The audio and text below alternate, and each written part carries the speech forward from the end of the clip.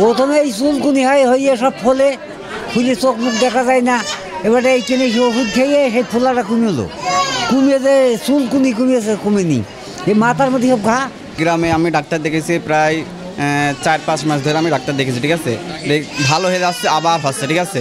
এর আগে আমার ছিল না, এই করোনার টিকা দেওয়ার পরে ফার্স্ট এরকম হয়েছে। রিপোর্ট করলাম এইখানে, রিপোর্ট করে গিয়ে ওষুধ খাচ্ছি, কোনো সময় কমছে আবার ফের বেরিয়ে যাচ্ছে, কোনো সময় কমছে আবার বেরিয়ে যাচ্ছে, এই হচ্ছে। কারো হয়নি, শুধু আমারই এই দাও এইটা চুলকানি এই হাবি যাবে এগুলাই। গত আগস্ট মাস থেকে আমার পায়ে একটা চুলকানির মতন ফোড়া মতন হয় ঘামাচির, ওখান থেকে চুলকানো শুরু হয়, চুলকিয়ে স্কিনে দেখা যাচ্ছে আস্তে আস্তে চামড়া ওঠা শুরু হয়, ওখান থেকে কালো হয়ে যায়, যে আবার খুব চুলকায় খুব বেশি, যখন হাত দিয়ে চুলকায় খুব ভালো লাগে। তো আর কি বলবো, ওখান থেকে আস্তে আস্তে আমার অনেক খারাপ হয়ে গেছে। চাইলে মাদ্রাসায় পড়ে, মাদ্রাসায় পড়তে পড়তে এই দিয়েছি প্রায় 2-2.5 মাস দিয়ে ওখানে থাকার পরে ওই রোগটা হয়, চুলকায় পায়ে হাতে, মানে ছড়িয়ে গেল, অন্য ডাক্তারের কাছ থেকে খাওয়িয়ে এলাম ওষুধ, মলম দিয়ে ওষুধ দিয়ে সেটা খাই সারিনি। প্রায় 1.5 ঘন্টা আছে, রুগী মেলা হয়েছে, তবে আমাদের সিরিয়াল নাম্বার বলিনি, বলছে 30-এর ওপরে সিরিয়াল যাতে তাদের বলবো, মানে আমাদের তো যাইনি যাবো, ওই জন্য আমাদের বলিনি। আমরা সেই তো অপেক্ষায় দাঁড়িয়ে রয়েছে, আর বাচ্চা কাঁদতেই যাচ্ছে। আমি বলছি যে বাচ্চাটা আগে কাঁদতে, তার একটু আগেও দেখে দিতে হয়। হাসপাতালে এসেছিলাম আমার রুগী দেখাতে, চর্মরোগটা দেখাতে এসে দেখি রুগীর অতিরিক্ত রুগী, যেটা অসম্ভব কিছু হয়ে যাচ্ছে, দাঁড়ায় আছে। তো এই ব্যাপারে আমার মনে হয় আমাদের চুয়াডাঙ্গা জেলা যেন ভালো হতো যদি হাসপাতালে সেই কীভাবে উন্নত চিকিৎসা দেওয়া যায় সে ব্যাপারে খেয়াল রাখা।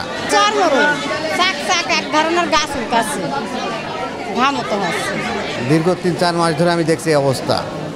হ্যাঁ, রুগী বাইরে দাঁড়িয়ে থাকে, কিন্তু ডাক্তার আছে, কিন্তু ডাক্তার টাইম মেনটেন করতেছে, কিন্তু তারপরেও তো রুগী দেখাতে পারছে না।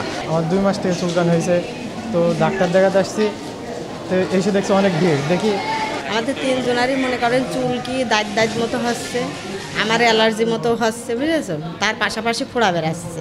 ওষুধ খেয়েছি, সারছে, ওষুধ খাওয়াকালীন সারছে, তারপর ওষুধ খাওয়া বাদ দিলে মনে করেন যে এটা আবার হচ্ছে। তো ডাক্তার বলছে ওষুধ খাওয়া সেরে যাবে, ওষুধ খাওয়া সেরে যাবে। এখন মনে করেন আমরা ফ্যামিলিতে 3 জন মানুষ, আমাদের সদস্য 3 জন, কিন্তু 3 জনের প্রতিদিন করে ওষুধই প্রায় 500 টাকার ওষুধ লাগছে। তাহলে আমরা কিভাবে মেন্টাল করবো এটা বলেন দিনই, আমরা রোগ যে সারবো কীভাবে সারবো? কিন্তু আমাদের প্রতিদিন ইনকামই 200 টাকা, তাহলে 500 টাকার ওষুধ কি করে খাবো? ইউনিভার্সাল কার্ডিয়াক হসপিটাল, আপনার হৃদয়ের আরো কাছে। মেন প্রবলেম আমার হাজব্যান্ডের ফার্স্টে হয়েছিল, ছোট্ট হচ্ছে সাদা বের হয়েছিল, পরে ওর হচ্ছে একটা মলম দিছিল ডাক্তার, কি মলমটার নাম ঠিক মনে নাই আমার, ওইটার মাধ্যমে সেরে গেছিল। তারপর আমার ছেলে 2 চোখের পাশে ছোট্ট সাদা মতো ফুসকুড়ি বের হয়েছিল, সেখান থেকে বড় হয়ে গেছে। তারপরে দেখছি 2 হাড়টা একদম ভরে গেছে আর কি, ওই রকম সাদা ইনফেকশনে আর কি, ফাঙ্গাল ইনফেকশনের কারণে। এইটা মনে করেন এই যে যেমন বলছে টিকা দেওয়ার, মনে করেন আগে এত ছিল না, এই টিকা দেওয়ার পরে কিন্তু এইটা বেশি হয়ে গিয়েছে। এমনি অ্যালার্জি আমাদের গায়ে এমনি আছে অতিরিক্ত, কিন্তু এখন তো অতিরিক্ত বেশি হয়ে গিয়েছে। আমাদের এই হসপিটালে দেখা যায় প্রতিদিন গড়ে 120 বা 100 এরকম রুগী আসে, তার মধ্যে 30 থেকে 35% বা তারও বেশি অনেক সময় দেখা যায় যে স্ক্যাবিসের পেশেন্ট আসছে এখন। আর এটা সাধারণত গরমের সময় এবং বর্ষার মৌসুমে বেশি দেখা যায়, যেহেতু এখন গরমের সময় এখনও রোগের প্রাদুর্ভাব বা প্রকোপটা এখনও বেশি আছে, সামনে শীতকাল আসছে, এটা একটু কমে যাবে।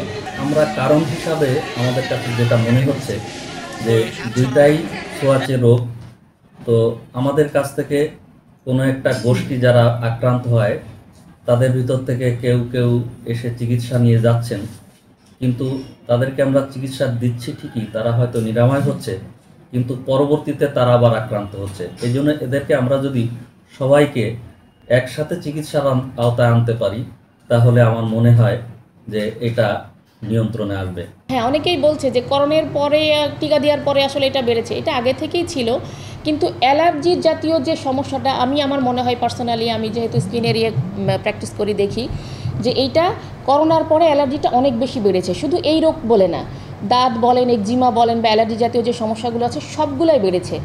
তো সেটার সাথে এটাও বেড়েছে, এটাও ঠিক আছে, কিন্তু করোনার জন্যেই বেড়েছে এরকম না, অ্যাজ এ হোল আসলে সব স্কিন ডিজিজই এখন মোটামুটি সব বেশি পাওয়া যাচ্ছে। আমাদের এখানে মানে 2টা রোগেরই চিকিৎসা আছে। আমাদের জুনিয়র কনসালটেন্ট আছেন যিনি চর্ম ও যৌন রোগ বিশেষজ্ঞ, তিনি এর সেবা দিয়ে যাচ্ছেন। তো ওষুধ আমাদের ভিতর যেগুলো সরকারি সাপ্লাই, বিশেষত চুলকানির জন্য লোশান জাতীয় সেটা আমরা সরকারি ওষুধ পেয়ে থাকি, এটা আমরা জনগণকে দিচ্ছি। তাছাড়া যেটা অ্যান্টিহিস্টামিন সেটা সবসময়ই আমাদের কাছে আছে, সেটা পাচ্ছে। আর দাউদের জন্য মূলত হুইটফিল্ড, যেটা সাদা এক ধরনের পেস্ট জাতীয়, সেটা আমরা দিচ্ছি। তো আমরা বলবো যে এই রোগটা বিশেষত হাইজিনটা মেনটেন করতে হবে, সচেতন হইতে হবে এবং সবাইকে একসাথে চিকিৎসা নিতে হবে। তাহলে আমার মনে হয় এই রোগের প্রকোপটা কমবে এবং আমরা নিয়ন্ত্রণে আনতে পারবো।